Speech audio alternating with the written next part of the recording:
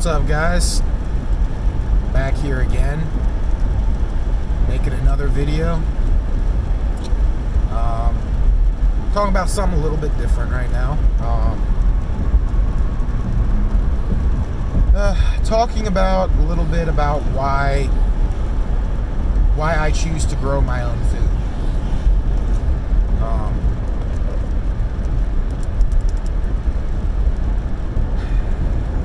Most of you have seen my videos and stuff like that, have known that I have been in the process of growing my own food. Those that remember will know that I've been growing a strawberry plant for the longest time. I don't know how long it's been growing, maybe 2 or 3 months, maybe.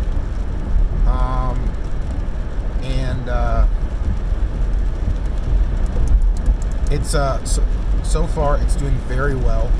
The Lord has definitely blessed my plants. They all look very, very healthy.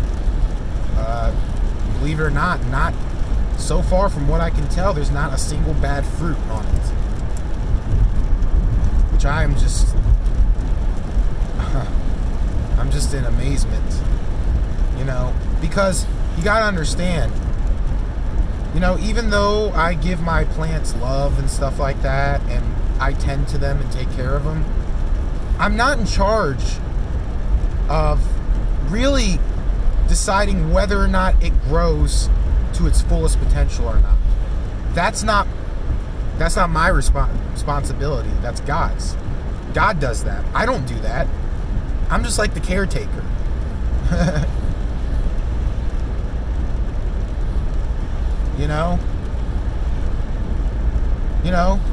God decided to let my plant grow. If he could have very easily just not let anything grow after I got them as roots.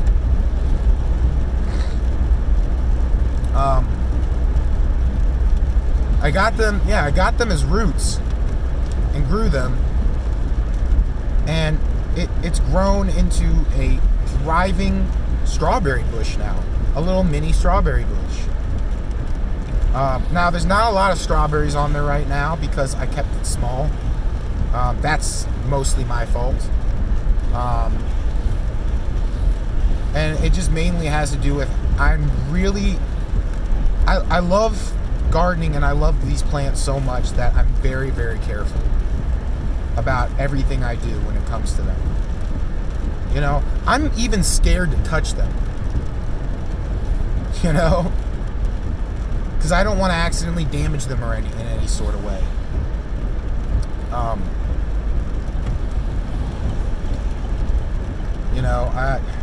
This is just how I am. I'm very, very particular.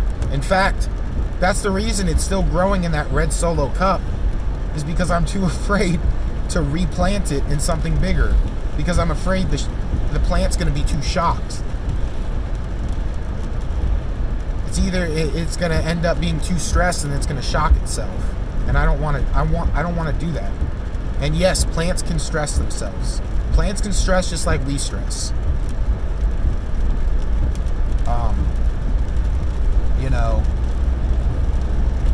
So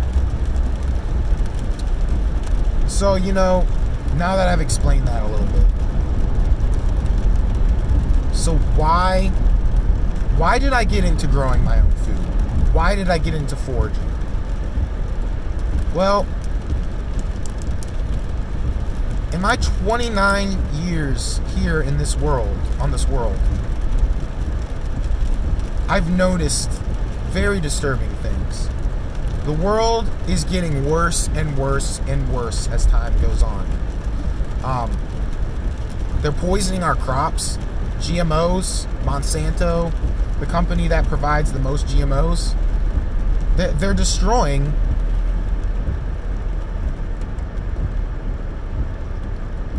they're slowly destroying all those plants. And because of that, a lot of farmers have given up on being farmers. And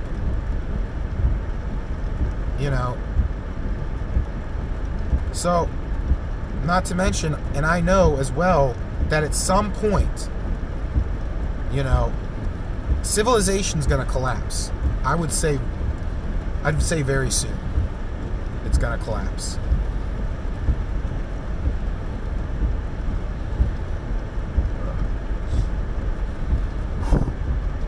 But so what happens when society collapse? People panic. What happens when people panic? People prep. People go out and they take what they can get. Anything and everything. I know how I am. I'm like that guy that always showed up late to the party. And I know if something like that happened and I'm like, all right, it's time for me to go gather some food and supplies, I would be so late to the party that there wouldn't be anything left. People would get there before I did. The odds of me showing up and there's no supplies, no groceries, not even a bag of rice, you know, I'm screwed at that point. I'm very, very royally screwed.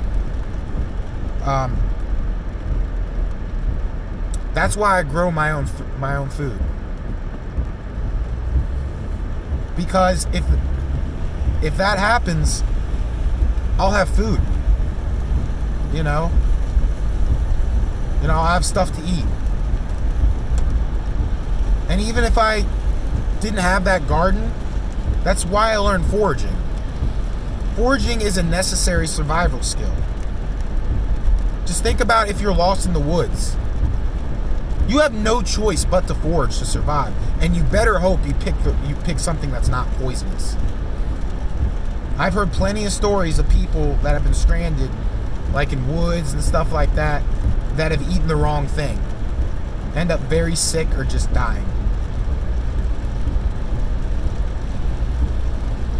And that's why I'm glad, like, because I'm at the point now where I can just walk pretty much anywhere there's grass growing and be able to find some food.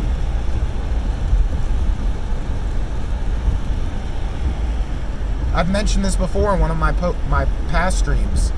The greater plantain that grows in everyone's yard.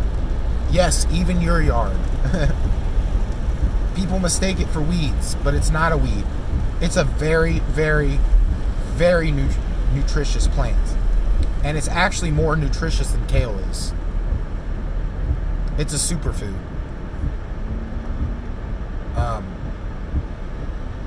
You know, stuff like that, you know, and, you know, stuff like yellow wood sorrel and stuff like that, you know, that's food as well. It's more medicine, but you can, just like all herbal medicines, you can eat them as food and it'll give you the same effect. You know, that's why I encourage anybody to grow their own food. Just grow your own food, guys. I mean, we're getting close to that time anyway. What with the forest fires, worldwide flooding, and any other catastrophe we're facing, you know, lots of these natural disasters are destroying the land. Before you know it, the only way people will be able to grow things is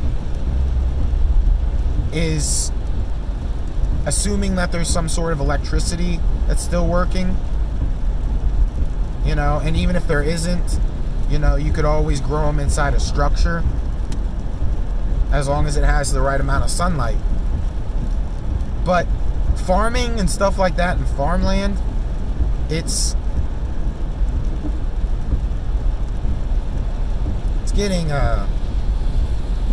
being destroyed. You know, and also, moreover, you know, I live in an apartment on the 3rd floor.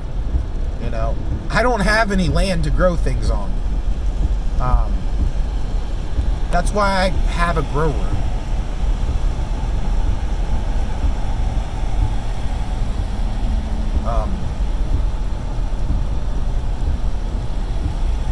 And those of you wondering about my plants, also, I just recently started growing cherry tomatoes and regular sized tomatoes.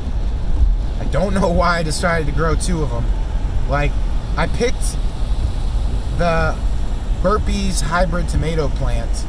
I picked that first, and then as soon as I got back to my apartment, I realized, damn, that's going to be a little big. And the way my lights are set up right now, it is kind of difficult to grow it. But I've found little ways around it, so it has more room to grow. My plants were at one point my plants were growing so fast and so quickly that the leaves were literally hitting the lights, and those are warm lights right there. They probably run about 75 degrees. Those lights do 75, 80 degrees, which from a distance is perfect for my strawberry plant. But if it's literally touching the light, it'll burn it. And it's surprising because this particular variety of strawberry plant,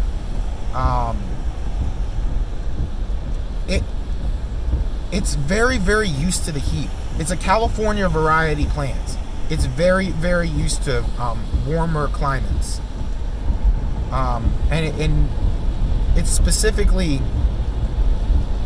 been made to withstand it.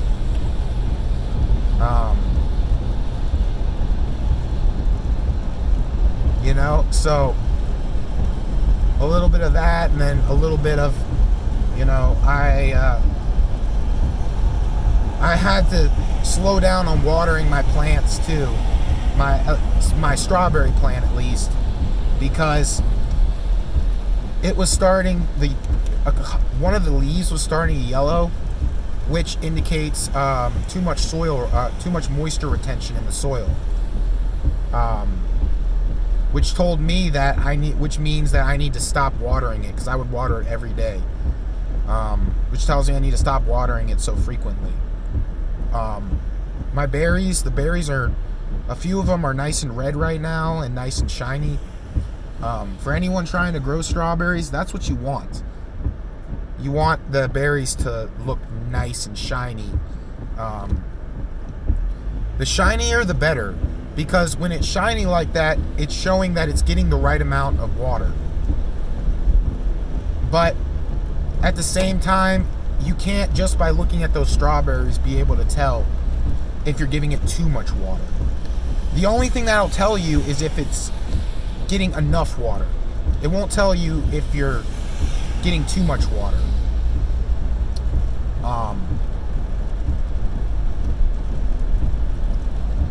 I believe that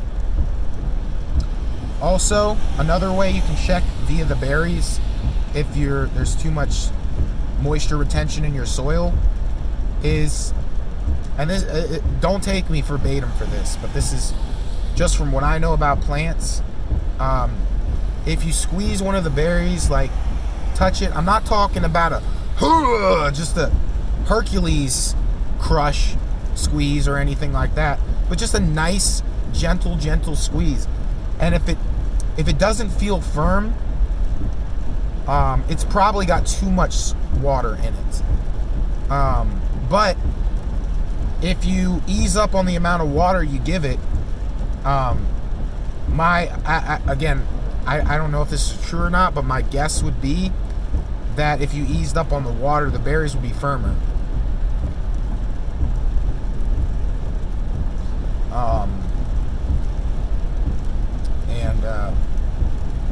So that's basically why I grow my plants. I love doing it. It's awesome. It's an incredible journey, guys. And I'm so grateful that our Lord showed me this. Basically, to me, in my mind, I was at a point where I was looking for a hobby. I was like, I need to find something to do to occupy my time. And I need to find a hobby. And I thought about it. And the thought just randomly popped in my head. You know, as if Jesus himself was like, hey Matt, what's up, bud? Hey, how about you try gardening? How about you try growing food? You know, I have a feeling you'll really like it.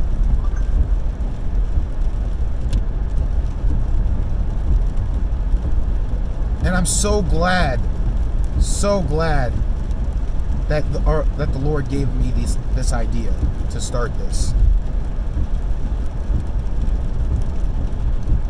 And also, he's the reason why I've been saying that after I accumulate enough crops, I'll donate half of what I grow to the food bank. That was him telling me, giving me that suggestion.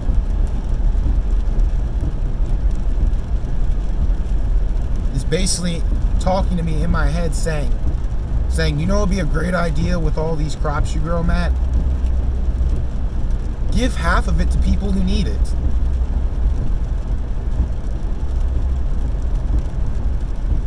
And I listened to it and I was like, you know what, Lord? You're right.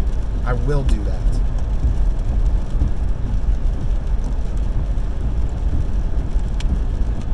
And every day I give thanks to him on him helping me grow these plants. Because I got news for you guys. If it wasn't for him, nobody would ever be able to grow a thing. It would not be possible. God's in charge of who lives and who dies. That's just how it is, guys.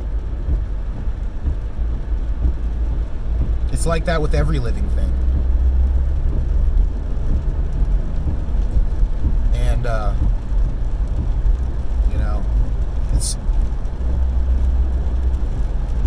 Not to mention, guys, I haven't tried any of my strawberries. I'm really hoping and praying to our Lord that, you know, they're going to be nice and tasty. They look really good. None of them look bruised. None of them look moldy. Nothing. They all look very appetizing so far.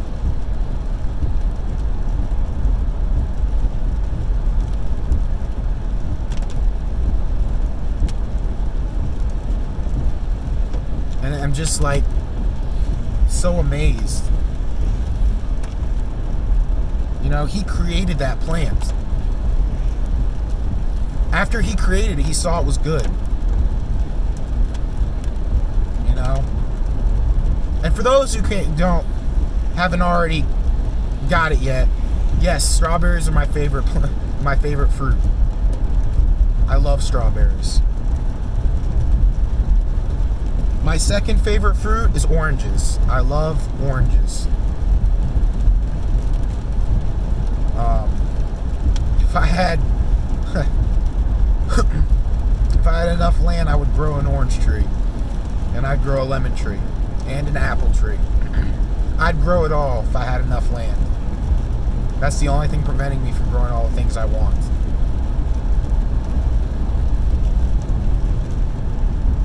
And like, it's like, in a way, I'm growing my own Garden of Eden. You know? And I understand why the first thing God created on this earth was a garden. I get it. Because, you know, God created like things like the lemon tree, the apple tree, strawberry bush, and he's like, wow, you know, these things are awesome. I think man's really gonna like these foods. You know?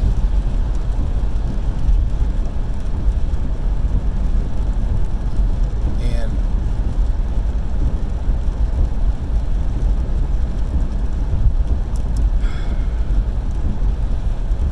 so, you know, again, I wish that my hope is that more people listen to my message, listen to this video, and think to themselves, you know what? It is important to grow your own food. I'm gonna try it. Even if you just try with one plant, guys. Trust me, that's all it takes is one plant. I believe for me, I think it started with the pineapple sage plant. And then from there, it went to basil, went to oregano, went to basil, went to rosemary, went to the habanero pepper plant, so on and so forth and so on. You know? It all starts with one plant. And you might think to yourself, yeah, I'm just going to grow this one plant. That's it. You say that now, but trust me, by the time you're almost done growing it, you're going to be like, oh man, you know, I need to grow more of these. And, you know, that's just what I think. I just think it's important, especially with this day and age, for us to be self-sustained.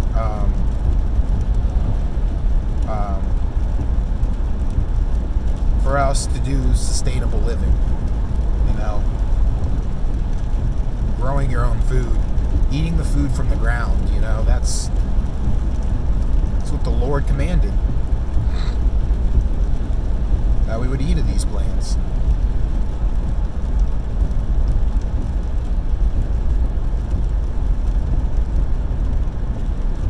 And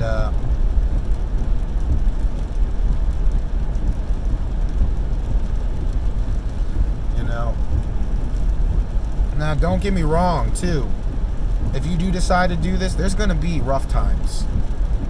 There's going to be times where things don't go the way you want them to go.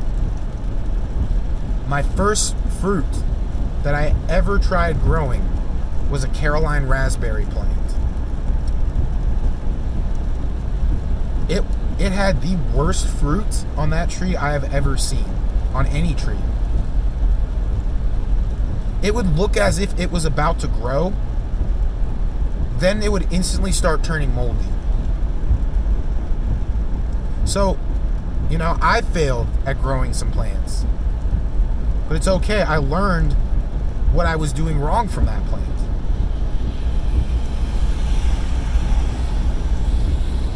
And I think what was wrong with that plant is it had too much soil moisture. And I gave up on that plant. I'm not gonna lie. You know, it just ended up dying.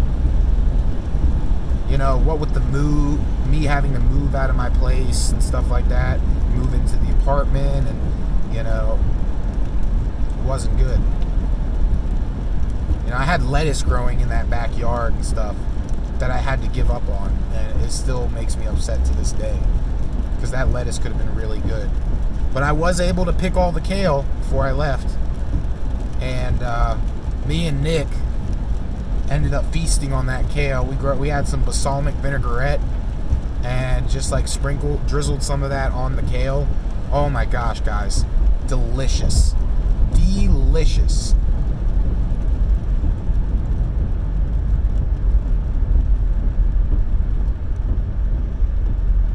So good. In fact, I might grow kale again. The kind I grew was a kind, I believe it's indigenous to California, but it's called Jacinto kale. And from what I'm able to tell, that stuff actually grows wild in California. It grows absolutely wild.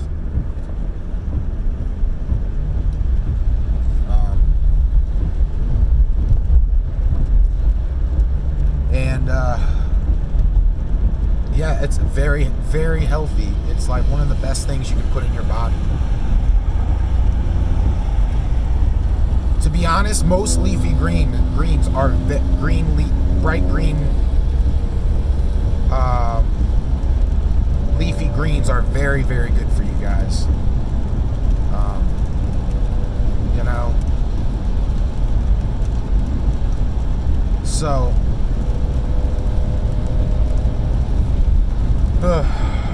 I just wanted to mention that, give my 2 cents about that. And I was, first off,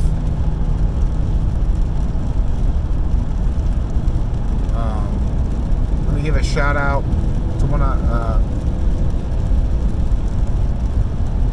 to my friend Owen Benjamin. That dude is relatively new on the truth scene.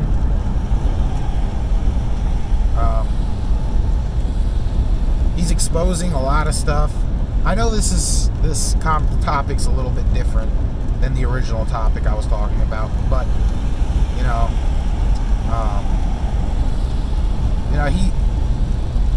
he used to be a really well-known comedian in Hollywood. He basically left Hollywood, got driven out of Hollywood because he said something about a trans kid. I don't know the exact story, but I know it has something to do with the trans kid. And I think he said something along the lines of, like, I don't agree with that, or that's wrong. But he stood to his morals. And because of that, he was driven out of Hollywood.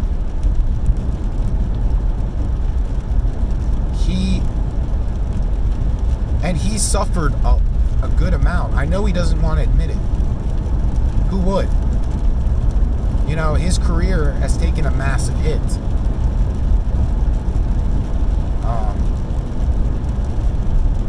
He has trouble finding places to do his comedy shows because people don't want him talking about those views. They don't want him spreading the truth. And even people like him have started sustainable living. I think he moved out somewhere in Colorado or someplace. I don't know for sure exactly where he moved. But he moved out there to a quieter, more simpler kind of life with his wife and kids. And basically just grows. He basically has started a garden in his backyard, and is basically, and he started growing all kinds of things and stuff like that. I think some of the things he might not realize quite how long they're gonna grow. Because I think I heard him say something about he grew like orange trees or something. Something like that. Guys, fruit trees like that, they take about 10 years to grow. So, I'm guessing by the time his kids are like 13 or 14, he'll be ready to harvest. But it's still awesome. I admire that he realizes that growing your own food is important. And I have massive respect for him for that. He gets it. And I was watching one of his streams, and I think it's sad that there's about there's less than 1% of people in the US that are farmers. That's sad. There used to be a huge number of farmers in this country.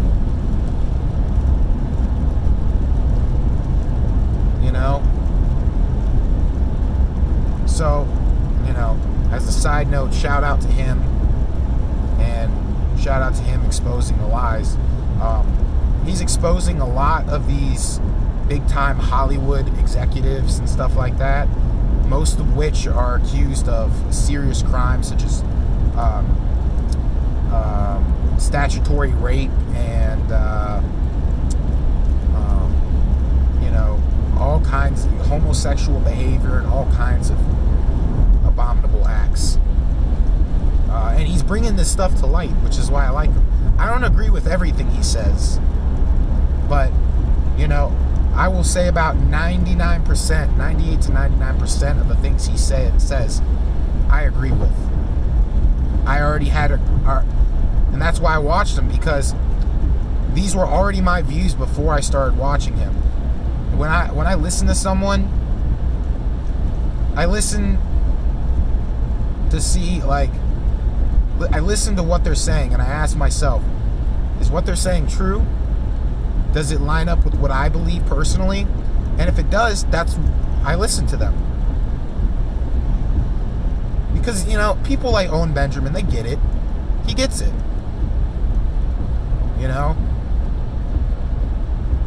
And he's speaking a lot of truth. And I really, sincerely,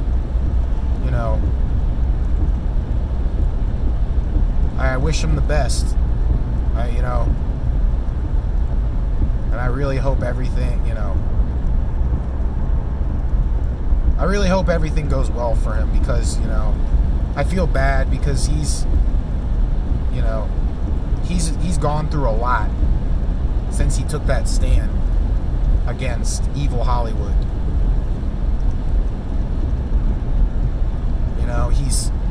He's lost a lot of friends.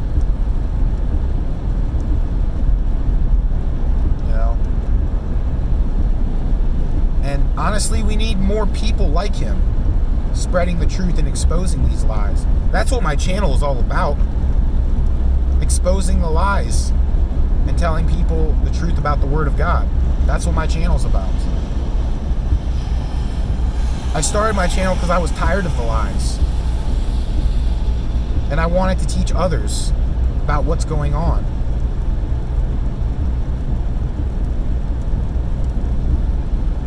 So, in conclusion, guys, grow your own garden. Grow your own food. Eat your own food you grow.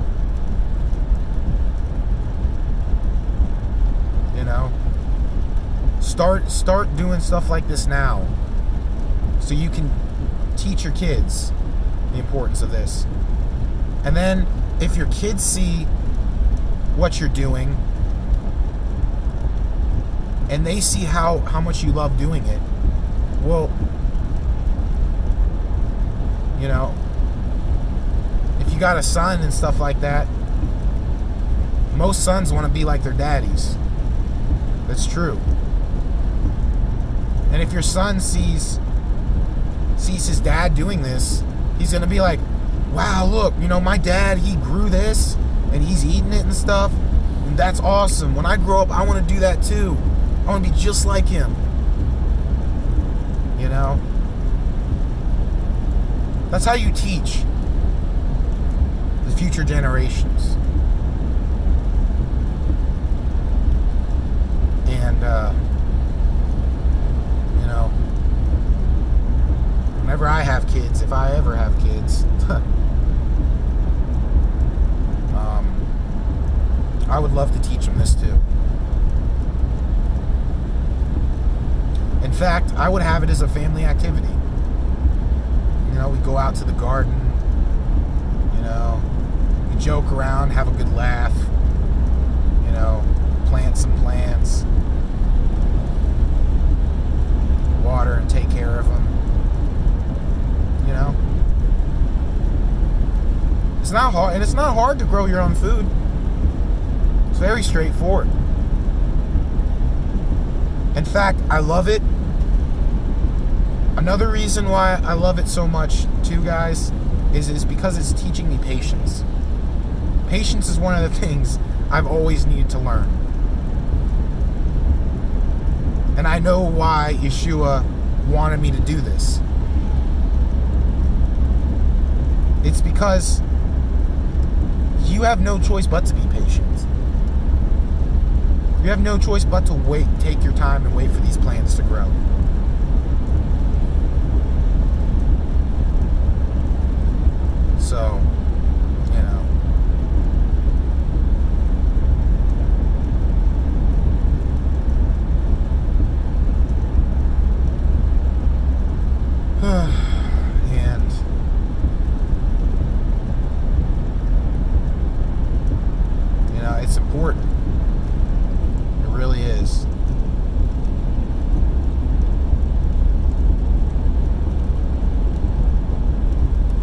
anyone's trying to get into this and they need some help, hit me up with a comment.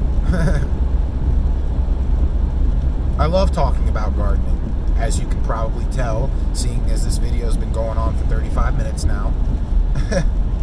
You know, I don't know everything about gardening, but if I don't know something, I'll research it and help get back to you with the answer.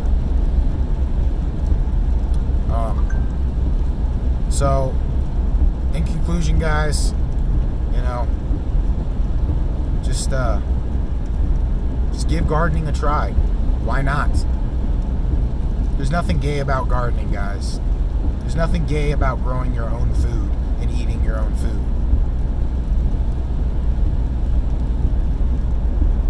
You know? So that's basically why I forage and why I grow my own food. Basically, in a nutshell. Also, if you guys haven't already, check out, when you get a chance, check out Owen Benjamin's channel. He talks a lot of real shit. And especially if you claim to be a truther, the stuff he talks about is very serious stuff. So, you know, go ahead and check his channel out.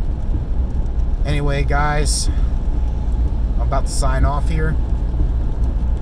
I love all you guys, and I hope you all are having a great night. Peace and love, fellas.